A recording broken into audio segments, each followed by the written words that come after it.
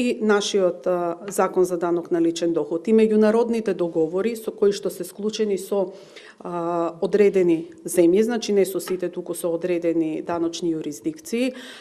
заштитуваат да не дојде до двојно оданочување, односно данокот за еден ист доход да се плати двојно во двете земји. Значи постојат институтите, даночен кредит, признавање на данокот, прифаќање на данокот платен во странство или враќање на данок платен во странство и слично, врз основа на кои што нели во определена даночна постапка кај нас со приложени докази може да се утврди дали